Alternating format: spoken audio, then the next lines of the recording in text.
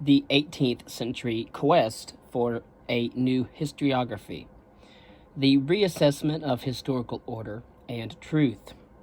In the 1700s, the French public still read and enjoyed the thoroughly traditional histories by Francois, Eudes de Mézeray, René Albert de Verreaux, and Gabriel Daniel, and the English public cherished the works by Sir Richard Baker and John Hughes, the work by the latter, John Hughes, in the White Kennet's version.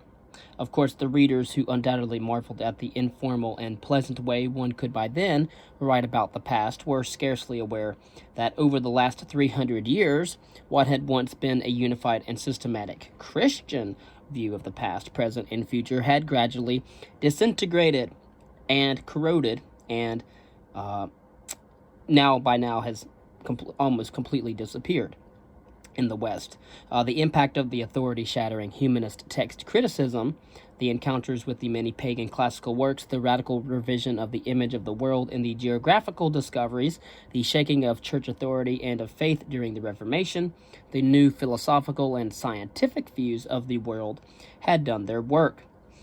And in contemporary histories, the Old Testament was doubted as accurate history. Direct divine intervention was regulated to rare occasions. What was called divine providence was reduced to a vague concept. Ecclesiastical history was divorced from secular history, and the milestones of sacred history, such as the creation of the world, Christ's life and death, and the expectation of the last judgment, were used less and less and less as markers in world histories by historians who increasingly preferred the theologically neutral scheme of ancient, medieval, and modern periods. Some historians were about to assume no less of a task than to give meaning to the multitude of mundane events whose significance hitherto had been provided by quote-unquote divine providence. But the patterns of progress or cycles of life they suggested became key figures of the 18th century, and in their shadows grew another yet view of historical continuity, one that became a major theme of the 19th century, that of historicism. But even such universal historical themes as progress and the cycle were suggested by these philosophical historians in the context of national states and were modified by it, which was a fate shared by the discipline that seemed immune to it.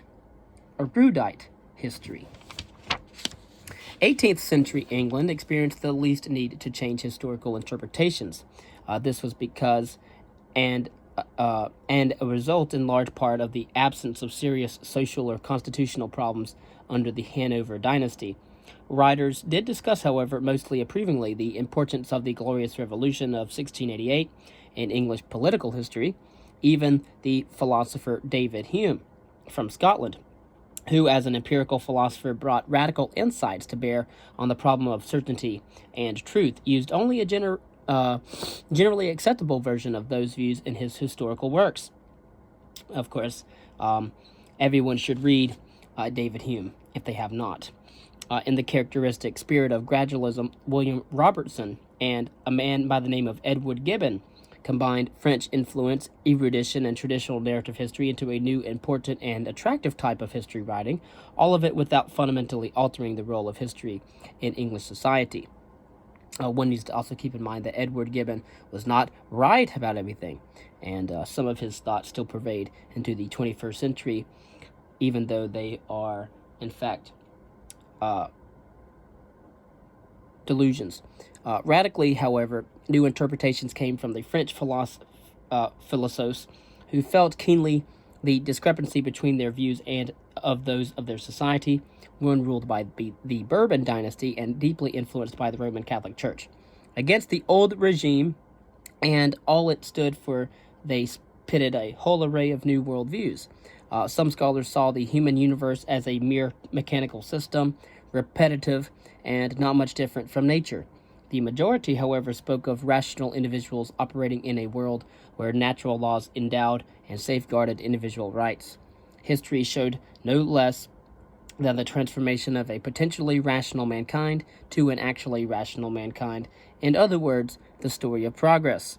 And so it is the French idea of history as a story of progress. The view acted as a powerful leaven in the existing French society of privilege, caste, and absolutism. The progress theory made considerable inroads into the German area, but there it would have needed for complete success the radical opposition of the philosophes to the established order. The German social and political situation was relatively sedate, and most historically inclined scholars fitted into it not as literati, but as professors at universities. Also, many of the German historians taught history as members of law faculties, where caution and erudition were praised more than radical innovation. The resultant historical thought was characterized by a wealth of new ideas shaped into a less systematic form than the French progress theory. Yet in this amorphous variety can be discerned some common themes, views, and directions. Then, in the late 1700s and early 1800s, these were formed into systematic theories under the impact of the French Revolution and the Napoleonic Wars by scholars who pursued the logical consequences of the intellectual innovations of the 18th century. Until that time, the spectrum of historical interpretation remained extremely wide. At one end of the spectrum stood a group of historians at the University of Göttingen who, merging German erudition, English empiricism, and French rationalism. Again, rationalism comes from Descartes in France and Paris. The English empiricism most likely came from John Locke, Berkeley, and Hume. And, of course, developed attitudes and methods which were to become most influential in the creation of the 19th century historical science. And so, in the late 18th to the early 19th century, you had the three merging together. You had German erudition, English empiricism, and French rationalism, which culminated in 19th century historical science. On the other end of the spectrum could be found the theologian Johann Gottfried Herder and his more theoretical response to the quest for a new order in history. He came close to creating a theory of history modeled after the patterns of organic life, including the life cycle. Of course, it would become as influential an interpretation of the link between past, present, and future as the progress theory. As for the cyclical model, it would stay on as well. After all, it had been espoused before Herder by Giambattista Vico, Jean-Jacques Rousseau, who had formulated a history of human decline, and even by some philosophers. And so we'll talk about Vico and his history as well as Rousseau. The new versions on historical truth, the erudite concept of truth, erudite historians relied on a broad methodological base, the result of an expanding historical practice rather than of a conscious design. They maintained that truth resulted from the creative and rigorous application of their methods. In that manner, and despite its lack of a systematic epistemological foundation, erudite history proved itself successful in a century with a distinct philosophical bent. It discussed and succeeded beyond expectations when it became a main ingredient of the new 19th century historical science. The French erudites remained dominant. The Marists began the Rerum Gallicarum et Franciscarum Scriptores, later known as M. Bouquet's Recueil des Historiens des Gaules et de la France, from 1737 to 1786, which covered the sources of French history up to 1328. The endeavor even survived the French Revolution and was finished under the guidance of Dom Briot and under the sponsorship of the Institut de France. The Marists, E. Martinet and U. Durand, edited another collection of documents and texts in 1724. Other 18th century Marists amplified the methodological apparatus with numerous editions of the chronological handbook, L'Art de vérifier les dates. Claude Roberts' Gallia Christiana, 1626, and an enlarged version by other Marists in 1656, was a sophisticated accomplishment in a whole genre of inventory-type ecclesiastical histories. English antiquarianism had prompted Francis Godwin's catalogue of English bishops. Gallicanism had encouraged a similar work by Jean Cheney, and love of Italy and the church inspired Ferdinando Ughelli's impressive and influential Italia Sacra, 1643 to 1662. Kelly's contemporary, the Irish-born Franciscan Lucas Wadding, then residing in the city of Rome, had produced an erudite study of the Franciscan order which combined glorification of the order with scholarship. Then, in the 18th century, Italian erudite history was stimulated beyond all precedent by a new appreciation of the barbarous age, or the Mezzi Tempi. A profusion of antiquarian works, document collections, local histories, and ecclesiastical histories all appeared, all of them permeated by the spirit of erudition, that is, history understood as a critical enterprise. The Italian erudite tradition culminated in Ludovico Antonio Muratori. Between the years 1723 and 1751, Muratori produced in the quiet ducal seat of Modena the Rerum Italicarum Scriptures, that is, editions of Italian historical documents and works. He critically edited, introduced, and annotated the Antiquitates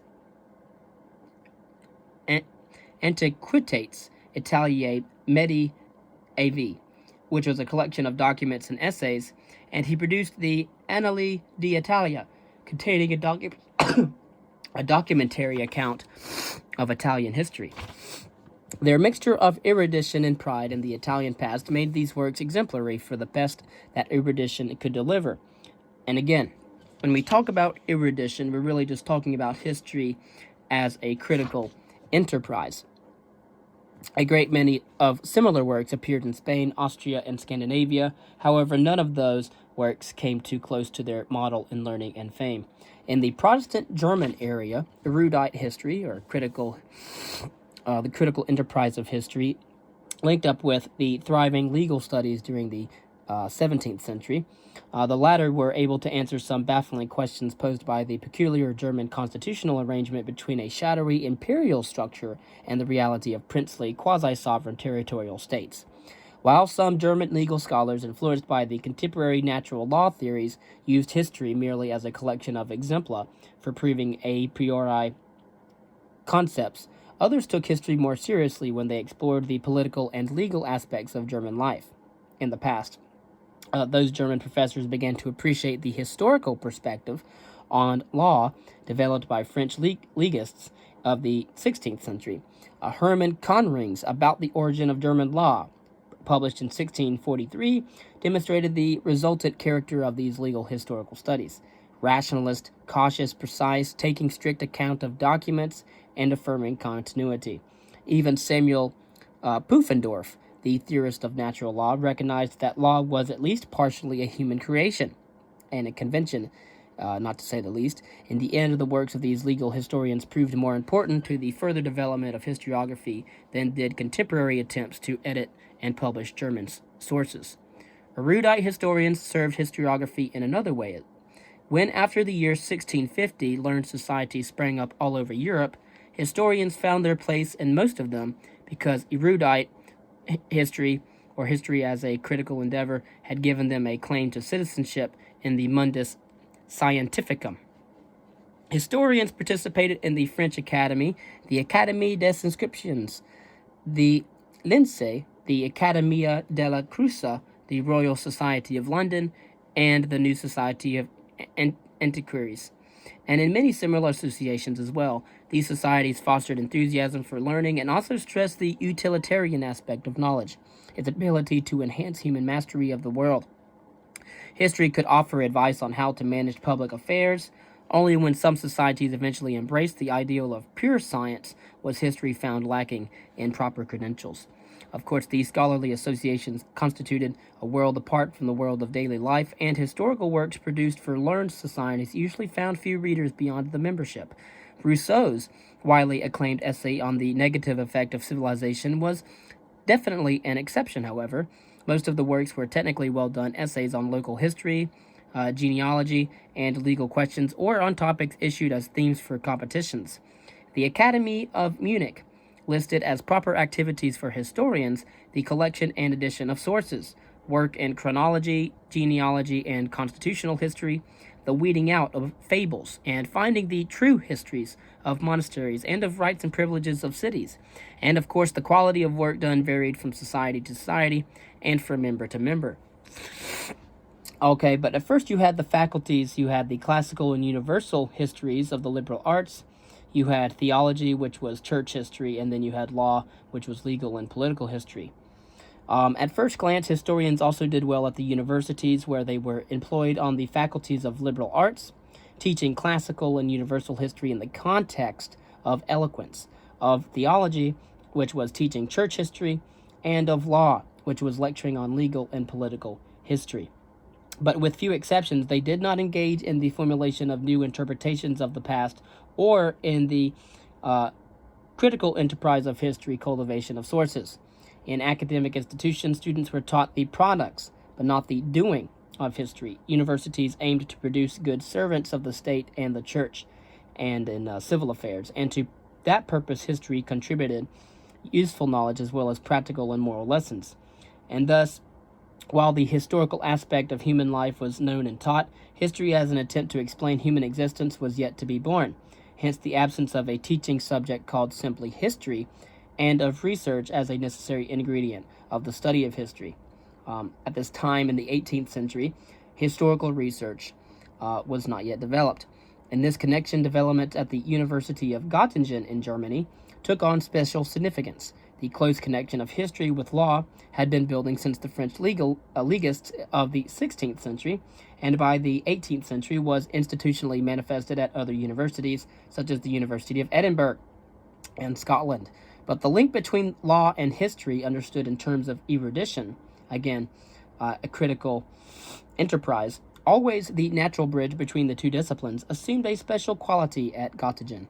Its full implications will be spelled out later. A few examples must suffice here. At the University of Göttingen, historical scholars still cultivated sources and published them, as did August Ludwig von Schlosser, who translated sources, including the Russian Chronicle of Nestor. Johann Christoph Gatterer worked out a sophisticated methodology, but their erudition also transcended its boundaries and produced histories that integrated critical source studies with narrative history. For example, you had Johann Maskov's famous works on German history. That step made these professors the true pioneers of 19th century German historical science. Enter the world of Guillaume Battista Vico. A new historical concept of truth. In the year 1725, Guillaume Battista Vico, a Neapolitan professor of rhetoric who was hoping for a better paid chair in law, published the first edition of his New Science, the New Science of Vico.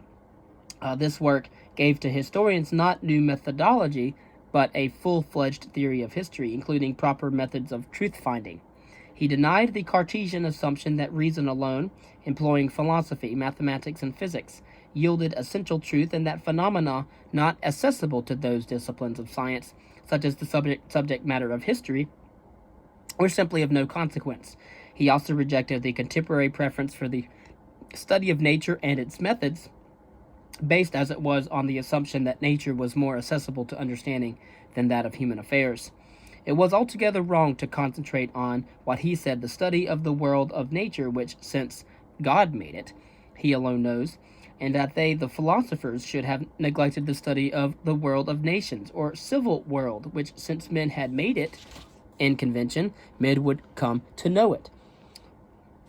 The factum, or what man creates, was the verum, or the true, or in other words, what man creates is the true. Human beings understood more profoundly that which they have made factum, and that which they simply confront, nature. Human history, then, was inherently understandable because all human beings experienced the hopes, fears, efforts, deeds, and wishes which entered into human events. They forever remained outsiders to nature. What had been seen as a fixed human nature throughout time was still affirmed by many contemporaries, was really made and remade in the course of human events, and historians could understand the changes. Of course, at the core of Vico's work stood the assertion that large-scale changes in the collective frame of mind were the great events in cultural history. He demonstrated, for example, how such large-scale collective changes made one age speak through epics and myths, while another age produced rational discourses. Viewed in that perspective, mathematics was no timeless instrument to grasp timeless truth, but just another time-bound ingredient of various worldviews. In an ultimate reversal, the historian could understand mathematics and its role, but the mathematician could not grasp history. Again, the factum is the verum. What man creates is the truth. The lessons of Vico on the truth value of history were direct but took a long time to be acknowledged by historians. The philosophy of Vico's older contemporary, Gottfried Wilhelm Leibniz, dealt only indirectly with the practice of history, but it affected views on history nevertheless. Leibniz's fundamental view on the world as a system of self-contained monads, which developed in pre-established harmony, in and by itself hardly offered much assistance to German historians. Its implications, however, were important. The world develops constantly and with an aim towards completeness and beauty, with God as the world's entelechy. Religion, although within rational bounds, became once more a force in human life to be affirmed and not rejected. However, the supposition that every monad, unique as it was in Leibniz's view, reflected the whole universe suggested a dialectical relationship between part and the whole. The relationship would serve as a basis for the refusal to see the general or universal as separable from or superior to the individual aspect of life, and for the insistence on viewing the general and the individual as co-joined in every phenomenon. And from there, a clear line led to the assertion that historical study must concentrate on the actual and unique event or person. One must, for example, not study war, but must strive to understand specific wars. Each war, indeed every historical phenomenon, represented a complex and unique conjunction of forces. Hence, the result of a historical inquiry can never be general laws, only a description and explanation of individual persons and events. The complex interaction of the general or typical with the individual or specific also made the retracing of human history into more than a search for simple cause and effect relationships. A one cause, one effect pattern was rarely encountered in human life. Many times there are many causes to a particular event. And of course, all of these implications took nearly a century to exert their full impact on historiography. It took the 18th century to the realizations of the 18th century to take full impact in the 19th century. When Leibniz himself wrote history, he stayed within rather traditional bounds, of course, because he was still religious. But for him, the main issue in history theory and methodology was still the accurate and critical study of sources rather than theories of interpretations. After all, in mathematics, one must depend on reason, in nature on experiments, and laws divine and human on authority, and in history on witnesses. Such an approach appealed to the Göttingen professors of law and history. Again, for Leibniz, the main issue in history's theory and methodology was still the accurate and critical study of sources rather than theories of interpretation. Still, they and Johann Gottfried Herder groped their way toward and perceived, as yet hazily, a soon-to-be prominent historical method of interpretation. The anschauende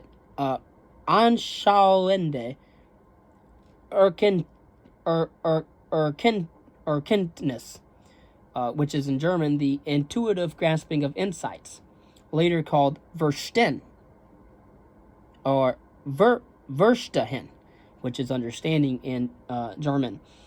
Even in its vague 18th century version, Verstehen, or understanding, meant to go beyond the mere accumulation of facts by erudites and to be a counterweight to the simple cause-effect schemes gleaned from the developing sciences, as well as to the rationalist approaches of the philosophers.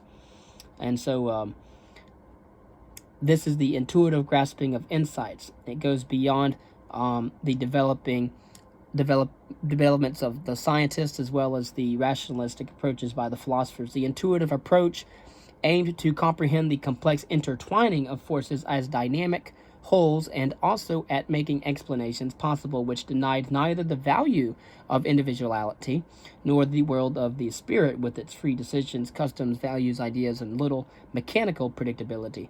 In that connection, the German scholars encountered the understanding, or the Verstehen, of which Vico had spoken earlier. By the late 18th century, however, they had put in place some basic concepts of an emerging school of thought under the term historicism. And so he has on Shah Ende, the intuitive grasping of insights, and Verstehen, understanding.